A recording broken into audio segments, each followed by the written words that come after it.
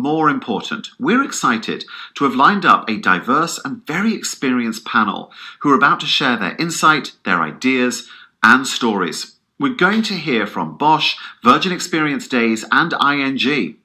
Our moderator for this fascinating panel will be Stacey Trimnell-Richard, Bloomreach Head of Global Marketing. Stacey, it's all yours. Thank you, Mark. Hi, everyone. I'm Stacey Trimnell-Richard, Global Head of Marketing here at Bloomreach. And thank you very much for joining today's customer panel featuring Virgin Experience Days, Bosch, and ING.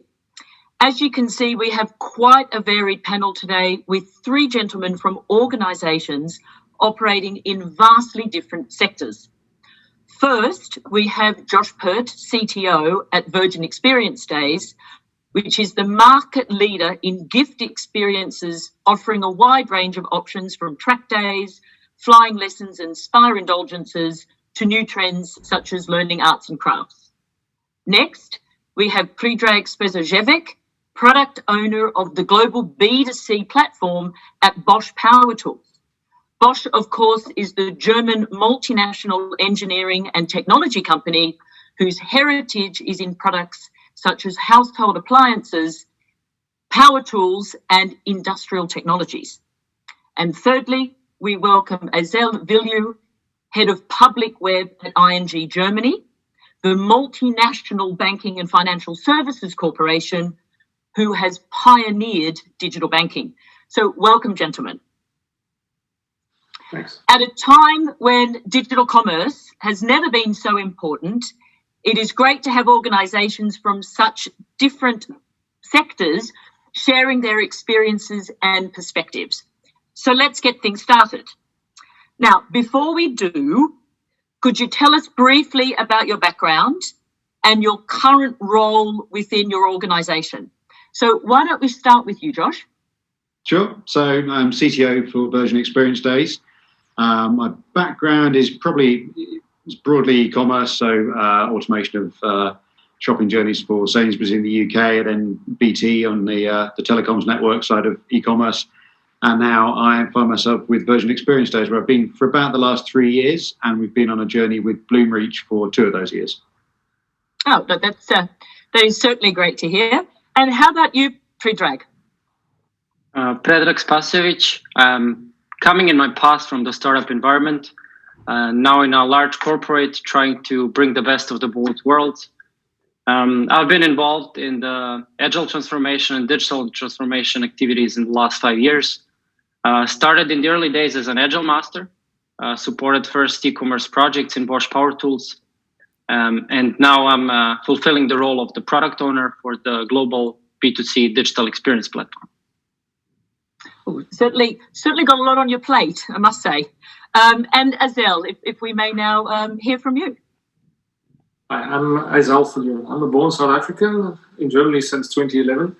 The background in client-facing websites stretched back to the start of the web in 1997. Since then, I've moved into design and development and management at the moment.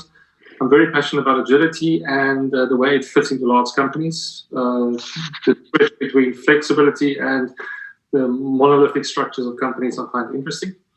At the moment, I am the lead for web integration, having responsibilities in various aspects regarding the online presence of ING. I lead a team of 8 integrators who work in various teams responsible for governance, team functions, development, systems, and product development. So certainly a lot going on for yourself as well. Well, why don't we start with the question that's been very topical this year? It's been challenging for many businesses. So it'd be great to understand, how has the COVID-19 pandemic impacted your operations? Surely a sharpened focus on e-commerce has helped you fare differently to competitors during this period. What have you found, Azel, with the space you're in? Well, as a financial institution, we are a 100% digital bank with no physical branches. Therefore, for us, COVID-19 provided a substantial opportunity to broaden our footprint, especially regarding our online presence. It wasn't all easy, of course, as there is currently a very low interest rate in Germany, for example, which means banks have to focus on broadening their product portfolios that we provide, especially on the retail side. Still, due to years of experience on non-physical communication and service delivery, we've seen a great increase in interest in us as a bank. And basically, we've got a 4-tier plan. We want to accelerate our diversification. We want to continue into digital excellence, move from price to experience differentiation, and really get the internal digital excellence to a standard that is really on a global level. Gee, so the pandemic has certainly increased the amount of work on your plate. It certainly sounds like there's been a lot going on there. And how about for you, Josh, and Virgin Experience Days? Yeah, so similarly, I mean, we're 100% digital for our in terms of the way we sell to customers. What we've seen through the pandemic is because a lot of our experiences happen in physical locations, that sort of reduced the opportunity to necessarily go on experiences. So that's given us two sort of challenges digitally. One is an opportunity, which is to create experiences which in themselves are digital or which could be done from home. So they actually, were sort of support really for people, during lockdown. They were able to, have a wine tastings or things, for example, which would happen at home. We'd send them part of the experience, and the other part of the experience would be conducted via a video conference, something like that. So that's been an opportunity for us, and we're sort of seeing a lot more of those sort of digital products, digital experiences coming through now, which are actually the product you're selling. And the other side of it is making sure that the customer experience of ensuring that their vouchers are still valid and that that people's valid vouchers wouldn't expire during lockdown. We've moved that whole customer service process to be fully digital, whereas previously there might have been more of a telephone contact. Something we've digitalized that to streamline the whole service operation and make sure we're supporting customers in the best way we can. Yes, I've certainly noticed that with various extensions with vouchers and ensuring that customers understand what their options are. Yeah. I don't know about you, but I've certainly seen an influx in my inbox as far as emails go with the notifications, etc. Yeah, that's Thank it. you. We've got to make sure that's sort of supported. Yeah. No, fantastic. And Predrag, how about yourself with Bosch? What's happening for you guys? I mean, for us, the portion of sales has been moving to digital and online in the past world. And we always try to capitalize on that trend. Nevertheless, this has now helped us articulate basically the importance of continuous investment into digital. When all the other supporting functions have been more conservative, digital has for us continued to grow in this time. And we can obviously truly see the increasing numbers of the traffic on our touch points. And this has put us in a situation where we need to act radically and to see how can we reprioritize the digital capabilities. We need to see what are now the most important digital capabilities that we need to have in order to remain competitive in a digital world. So COVID has speeded up this whole process for us. It has helped us to drive these workshops faster, to come to the target IT landscape, for example, to come and reprioritize our core digital capabilities. So we can say that it was beneficial in a way. It speeded up our digital transformation. Well, the advantages there, or the necessity to speed up, your digital transformation is a good segue to the next question. So I'll start with you, Predrag. Can you tell us a little bit more about your approach and what you've done to really enhance providing a great digital experience for your customers? For me, the first step in designing or redesigning the digital experience is the research. We are based in a sort of very traditional industry. So we sell power tools, physical products. Nevertheless, nowadays, we're shifting more to digital services or to digital enabled products with IoT, for example. So what I always do is try not to reinvent the wheel, but rather explore the best practices. I look at the digitally native brands from other industries mostly, and really try to reapply those approaches. In the second step, I tend to use the user insights and analytic tools, such as, for example, Hotjar, where I can truly analyze the intention of our users online, their interaction of the website, how is their experience, have they managed to fulfill their use case? Okie dokes. And how about you, Azelle? What are you seeing? For us, for a financial institution, accessibility, dependability, reliability, and ease of use are the four cornerstones. So we at ING are uniquely positioned to deliver on these needs digitally, especially during the COVID-19 crisis. Above all, our approach is to try as much as possible to provide a clean, easy, quick, and reliable service.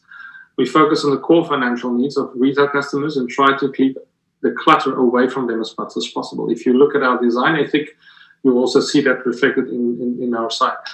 We just won the Global Excellence for the best digital bank in Germany. And I think that's a good validation of our strategy. We spend a lot of time mapping customer journeys and attempting to create a marriage between technical excellence, but also really being focused from the business side on keeping our customer base happy and expanding a lot. Yeah, so it certainly sounds like you're, harnessing all the steps that you can to ensure that it's certainly a seamless experience for your customer base. And Josh, with the Virgin Experience Days, I know we've already touched on the approaches that you've taken with vouchers and email communications, etc. But what else have you looked at doing? So we've tried to. We had to respond quite quickly to get a product on the market that was actually relevant in a time where people have got sort of restrictions on their movements and things. Part of the question we've tried to answer for customers is, what can I do? What is available? What's the what experiences are actually viable during this time? So kind of promoting and keeping up to date that content which gives them that sort of inspiration side of things, as well as the standard sort of things you'd expect from an e-commerce website, sort of just having a catalogue and a great range of product. We actually kind of tried to sort of be a sort of expert voice in some ways to say, look, these are things you can do at this time, with the restrictions that are in place. These are the things that are coming up. This is when, for example, restaurants are reopening, when hotels might be back online. So really changing a little bit from being sort of factual product information that's sort of purely concerned with the experience to sort of supporting the sort of people getting their confidence back in going on experiences as well. It's been really interesting.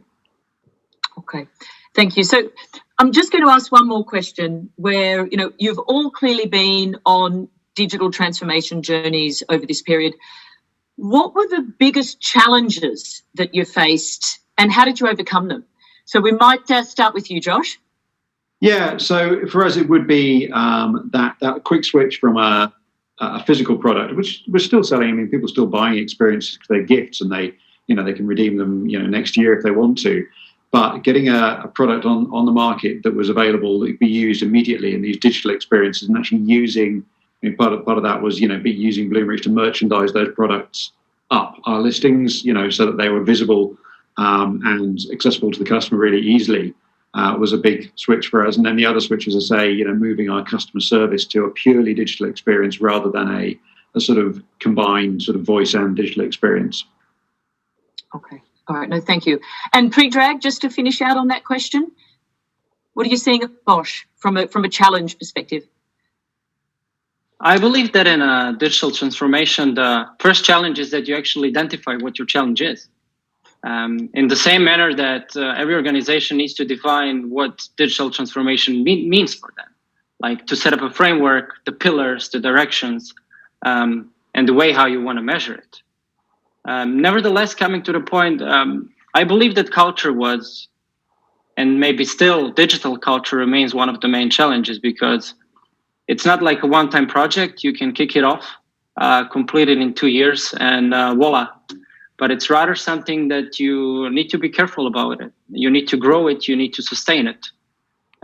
So it's putting like people first and technology second. And if you have the right people with the right mindset, then it's very easy to integrate any solution and implement any infrastructure.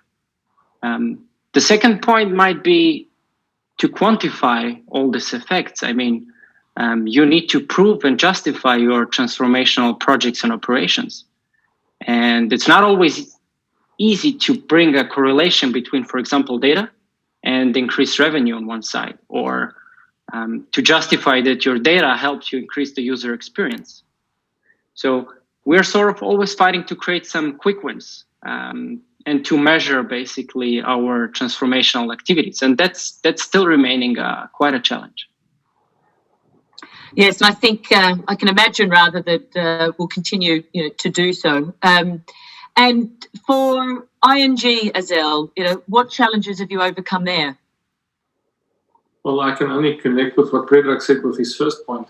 It's the people is such a big factor. One of the biggest factors that we have to overcome is obviously the challenge of renewing your essential services and systems while keeping a consistent experience for the customers. We have had a lot of changes. We've initiated major restructuring since I joined in 2016. Firstly, by flattening the management hierarchy and concurrently implementing agile methods and mindsets. And this has meant changing not only the roles and responsibilities associated with teams, but also infusing the solid ethics that ING has and the culture with the flexibility and speed that agility provides. So, as stated, having good people is essential, and having a healthy organizational culture, both of which ING is blessed with. We have good and capable people on all levels who really take ownership of their work and the brand. And regardless of all the factors that are influencing them, they keep focused. And that is essential. It's not about the IT, it's the people that run it. And I think those challenges will only become more severe as time goes on. And I think we are goodly stocked to meet them. Okay, not all. Thank you very much, guys. So why don't we just move to an individual question now? Predrag, I'll start with you. Bosch sells technical products. Does your digital offering play in helping you assess the level of technical expertise of your audience? And how do you use this information to identify how to position your products?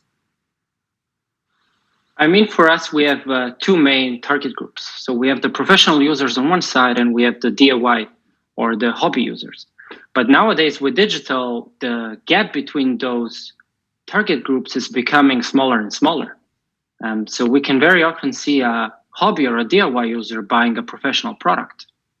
Nevertheless, we managed to differentiate within our websites and digital platforms what the offering for the professional user should be, and what is the difference that the hobby or a DIY user is looking at.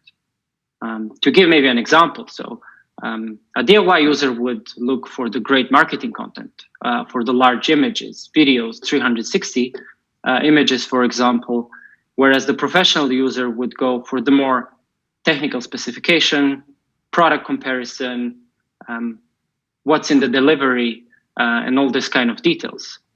So by distinguishing to which platform we want to route which user, this has helped us better understand their intention on the website and helped us understand whether they want to browse the products or look at the product catalog, consume maybe some editorial content like search for inspiration, get inspired online, or maybe simply look for support, self-service, FAQ, contact form, and similar. So we're kind of tailoring our touch points to kind of manage to fulfill and satisfy their individual needs. Yes, we have certainly seen a spike in the use of search terms around DIY and outside furniture, as well as people look to do some enhancements, but obviously needing to buy everything completely from sitting at home. All right, no, thank you, Predrag. And Josh, just back to Virgin Experience Days, your audience is remote, but what lessons have you learned over these past months about reaching them and improving that reach? So yeah, for us, it's an interesting thing to look at how that audience has changed. We've always had this little bit of a question. How many people go on our experience days for themselves? How many people are searching for themselves, and how many people are giving experiences as gifts? Because often they won't tell us that when they buy. They'll get the sort of gift certificate sent to themselves, and then they'll give it personally. So we've seen an interesting sort of insight into what the sort of core market is. Because people who are buying, often they buy our experiences as gifts. That is not it's not a sort of discretionary purchase. Often, you buy people gifts because they have a birthday on average once a year.